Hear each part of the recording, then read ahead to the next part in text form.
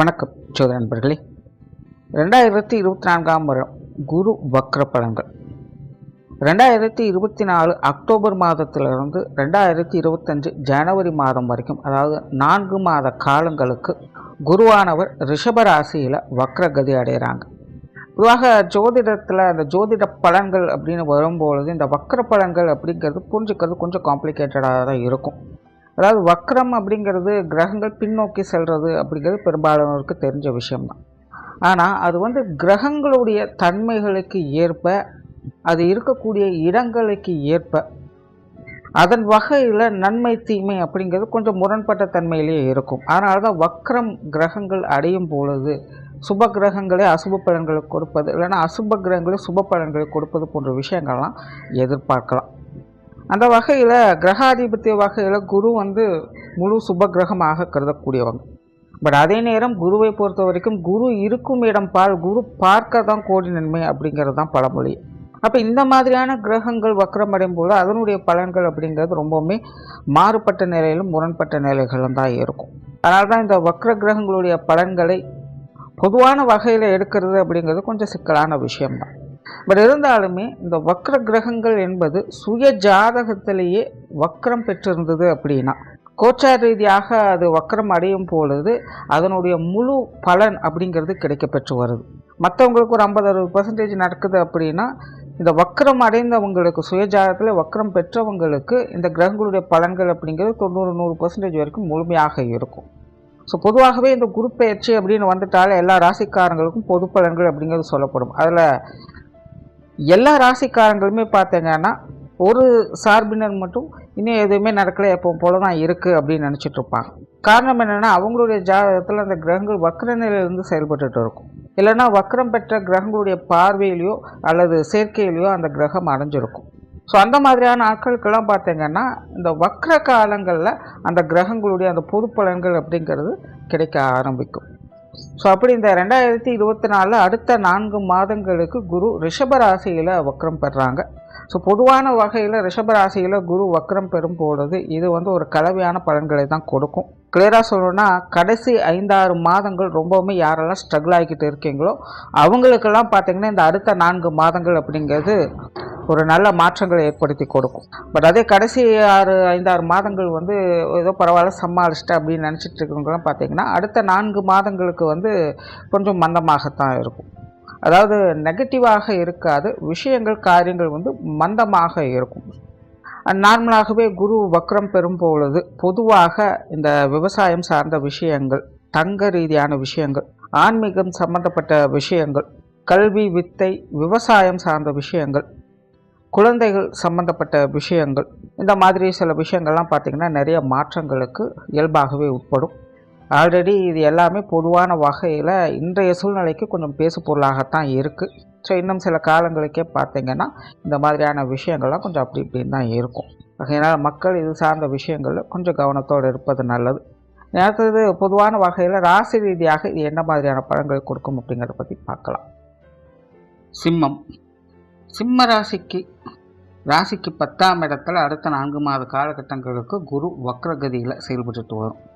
சமீபகாலமாகவே சிம்ம ராசிக்காரர்களுடைய நிலை அப்படிங்கிறது கொஞ்சம் ஏற்ற இறக்கங்களாகத்தான் காணப்படுது. குறிப்பாக தொழில், வேலை, உத்தியோக ரீதியாக, பொருளாதாரம் சார்ந்த விஷயங்களில், குடும்ப ரீதியான விஷயங்களில் சிம்ம ராசிக்காரங்களுடைய நிலை அப்படிங்கிறது ஒரு நிலை இல்லாத தன்மையில் தான் போய்கிட்டு இருக்கும். குறிப்பாக இப்போ ரீசெண்டாக நடந்த குரு பயிற்சியிலிருந்து சிம்ம ராசிக்காரர்களுடைய நிலை அப்படிங்கிறது அப்படித்தான் இருக்குது. பட் இதற்கு முன்னாடியும் அந்த மாதிரியான நிலைகள் இருந்த போதிலும் சிம்ம ராசிக்காரங்க அந்த மாதிரியான விஷயங்களை கொஞ்சம் ஈஸியாக சமாளிச்சுட்டு வந்திருப்பாங்க. அதுக்கு ஏற்ற உத்வேகமும் திறனும் அவங்கக்கிட்ட முழுமையாக இருந்திருக்கும். பட் இப்போ இருக்கக்கூடிய காலகட்டங்களில் சிம்ம ராசிக்காரங்களுடைய நிலை அப்படிங்கிறது ஜான் ஏறுனா மொளம் சறுக்குது அப்படிங்கிற மாதிரியான விஷயங்கள், சில விஷயங்கள் காரியங்கள் பார்த்திங்கன்னா கைமீறி நடக்கக்கூடிய விஷயங்களாக இருக்கும். அதாவது தன்னுடைய கட்டுப்பாட்டில் இருக்கக்கூடிய விஷயங்களில் வரக்கூடிய பிரச்சனைகளை எப்படியாவது சமாளிச்சிடலாம். ஆனால் தன்னை மீறி நடக்கக்கூடிய விஷயங்கள் அப்படிங்கும் பொழுது அதை புரிஞ்சுக்கிட்டு அனலைஸ் பண்ணுறதுக்குள்ளேயே பலவிதமான குழப்பங்கள் அப்படிங்கிறது போயிடும். ஸோ சிம்ம ராசிக்காரங்களுடைய சமீபகால நிலை அப்படிங்கிறது கிட்டத்தட்ட அப்படித்தான் இருந்துக்கிட்டே இருக்குது. காரணம் என்னென்னா, அவங்களுக்கு கிரக அமைப்புகள் ஒரு பக்கம் ஆசைகளால் தூண்டப்படவும் செய்யுது. அதே நேரம் காரியங்கள் விஷயங்கள் அப்படின்னு வரும்பொழுது தடை தாமதங்களை ஏற்படுத்தவும் செய்யுது. கிட்டத்தட்ட இந்த மாதிரியான விஷயங்களுக்கு இந்த வருட கிரகங்களுடைய சஞ்சாரம் அப்படிங்கிறது முக்கிய காரணமாக இருக்குது. அந்த வகையில் குருவினுடைய பங்களிப்பு அப்படிங்கிறதும் சிம்மராசிக்காரங்கள் கிட்டத்தட்ட இந்த மாதிரியான நிலைகளை தான் இருக்குது. இப்போ அப்படிப்பட்ட குரு 10ஆம் இடத்துல வக்ரகதியில் நீ அடுத்த 4 மாத காலங்களுக்கு சஞ்சரியம் செய்துட்டு வரும். ஸோ இந்த அமைப்பானது சிம்மராசிக்காரங்களுக்கு சில மாற்றங்களை ஏற்படுத்தி கொடுக்கும் அப்படிங்கிறதுல சந்தேகம் இல்லை.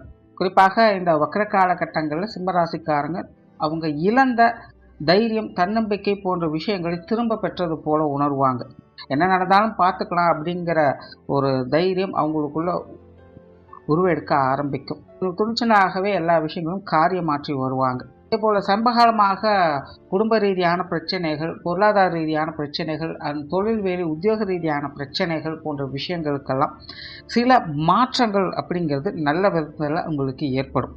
சிலருக்கெல்லாம் இதில் என்ன செய்யறது அப்படின்னு தெரியாமல் குழம்பிக் கொண்டிருந்தவங்களுக்கெல்லாம் சில நல்ல வழிகளை உருவாக்கி கொடுக்கும். கொஞ்சம் ஸ்டடியாக எல்லா விஷயங்களும் ஃபாலோ பண்ண வைக்கும். பட் விஷயங்கள் காரியங்கள் வகையில் டெவலப்மெண்ட் இருக்கும் அப்படின்னு கேட்டிங்கன்னா அது ரொம்பவுமே ஸ்லோவாகத்தான் இருக்கும். ஸோ சிம்மராசிக்காரங்க அதற்கு ஏற்ற அளவுக்கு கொஞ்சம் பொறுமையை கடைபிடிக்க வேண்டியதாகவும் இருக்கும். நிறைய விஷயங்களில் கண்டிப்பாக மாற்றங்கள் அப்படிங்கிறது நிச்சயமாக இருக்கும். அதை செயல்படுத்தவும் செய்வாங்க. பட் அதற்கு ஏற்ற ரிசல்ட் அப்படிங்கிறது தான் ரொம்பவுமே ஸ்லோ டெவலப்மெண்ட்டாக இருக்கும். சிம்மராசிக்காரங்க இந்த ஒரு விஷயத்தை மட்டும் கொஞ்சம் கரெக்டாக ஹேண்டில் பண்ணிட்டாங்கனால போதும். இந்த வக்ர காலகட்டம் அப்படிங்கிறது பல விதங்களும் உங்களுக்கு சாதகமான அமைப்புகளில் செயல்படும். ஆனால் அதே போல் இந்த காலகட்டங்களில் சிம்மராசிக்காரங்களுக்கு ஆன்மீக ரீதியான சிந்தனைகள் அப்படிங்கிறது அதிகரிக்கும். நிறைய பேர் இந்த ஆன்மீக பணிகளில் ஈடுபடுவதற்கான வாய்ப்புகள் அப்படிங்கிறதும் உண்டாகும். சிலருக்கெல்லாம் பார்த்திங்கன்னா தொலைதூர கோயில் குளங்களுக்கு சென்று வரக்கூடிய அமைப்புகள், இல்லை அப்படின்னா குலதெய்வ வழிபாடுகளை மேற்கொள்வதற்கான வாய்ப்புகள் போன்ற விஷயங்கள்லாம் கிடைக்கப்பெற்று வருவாங்க. ஆனால் அதே போல் தான தர்மங்கள் மற்றும் புண்ணிய காரியங்களில் ஈடுபடுவதற்கான வாய்ப்புகள் அப்படிங்கிறதும் இந்த காலகட்டங்களில் கிடைக்கும்.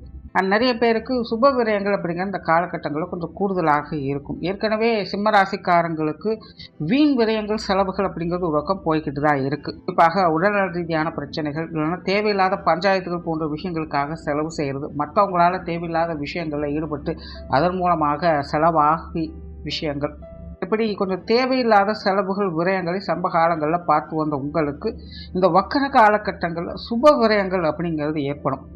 வீட்டுக்கு தேவையான பொருட்கள் அப்படிங்கிறது கிடைக்க ஆரம்பிக்கும். ஆடை ஆபரண சேர்க்கைகள் அப்படிங்கிறது போன்ற விஷயங்கள் ஏற்படும்.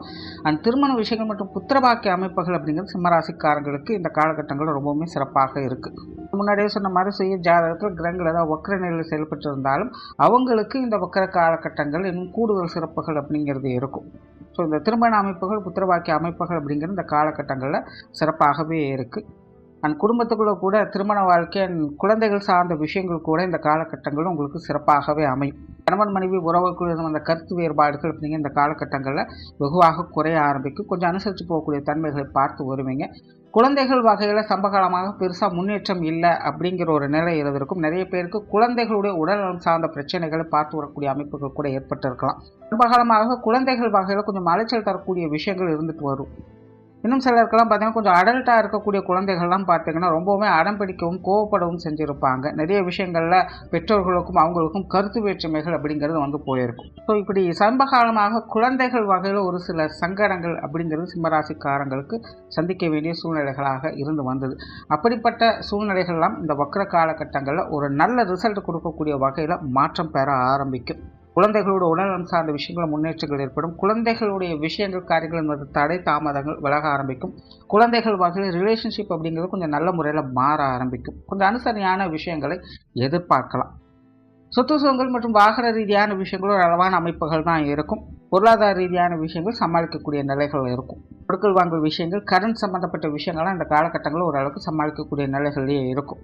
மாணவர்களுக்கு கல்வி மற்றும் வித்தை சார்ந்த விஷயங்கள் இந்த காலகட்டங்களில் கொஞ்சம் கவனம் என்பது தேவைப்படும். ஆக வக்ர காலகட்டத்தின் ஆரம்ப பகுதிகள் அப்படிங்கிறது கொஞ்சம் சிரமமாக இருக்கும். ஆனால் பிற்பகுதிகள் அப்படிங்கிறது மாணவர்களுக்கு ரொம்பவும் சிறப்பான அமைப்புகளாக இருக்கும். மாணவர்களுக்கு இடமாற்றம் சார்ந்த விஷயங்களால் நன்மைகள் அப்படிங்கிறது ஏற்படக்கூடும். தொழில் வேலை உத்தியோகம் சார்ந்த விஷயங்களை நல்ல மாற்றங்களை ஏற்படுத்தலாம். குறிப்பாக இடமாற்றங்கள் போன்ற விஷயங்கள் இந்த காலகட்டங்களில் சிறப்பாக இருக்கும். சிலருக்கு சம்பள உயர்வுகள், பதவி உயர்வுகள் போன்ற விஷயங்கள்லாம் இந்த காலகட்டங்களில் எதிர்பார்க்க முடியும். புதிய முயற்சிகளில் நற்பலன்களை பார்த்து வருவீங்க. வெளியூர் மற்றும் வெளிநாடு சம்பந்தப்பட்ட விஷயங்களில் நன்மைகள் அப்படிங்கிறது உண்டாகும். தொழில் வேலை உத்தியோக ரீதியாக வெளி இடங்களிலிருந்து எதிர்பார்த்த உதவிகள் அப்படிங்கிறதும் கிடைக்கப்பெற்று வருவாங்க. வேலை செய்யக்கூடிய இடங்களில் மேல் அதிகாரிகள் வகையில் சில ஆதாயங்களை பெற முடியும். ஸோ இப்படி தொழில் வேலை உத்தியோக ரீதியாக சிம்மராசிக்காரங்களுக்கு சில நல்ல மாற்றங்களை ஏற்படுத்தி கொடுக்கும். உற்றார் உறவினர்கள் நண்பர்கள் வகையில் கலவையான அமைப்புகள் தான் இருக்கும். வழக்கமான சமாச்சாரங்களை தான் பார்த்து வருவீங்க. பெற்றோர்கள் மற்றும் உடன்பிறப்புகள் சார்ந்த விஷயங்கள் சமாளிக்கக்கூடிய வகையில் இருக்கும். ஸோ ஓவராலாக இந்த குருவினுடைய வக்ர காலகட்டம் என்பது சிம்ம ராசியை பொறுத்த வரைக்கும் சமீப காலங்களில் ஏற்பட்டு வந்த சங்கடங்களுக்கு தீர்வுகளை பெறக்கூடிய காலகட்டமாக அமையுது. கண்டகச்சனி ஒரு பக்கம் நடந்துட்டு இருக்கிறதுனால சிம்மராசிக்காரோட நிலை அப்படிங்கிறது ஒரு பக்கம் கொஞ்சம் அலைச்சல் நிறைந்ததாகத்தான் இருக்கும். ஆகையினால கொஞ்சம் விடாமுயற்சியோடு செயல்பட்டு வந்தீங்கன்னா இந்த காலகட்டமானது உங்களுக்கு சிறப்புகளை ஏற்படுத்தும். நன்றி, வணக்கம், வாழ்க வளமுடன்.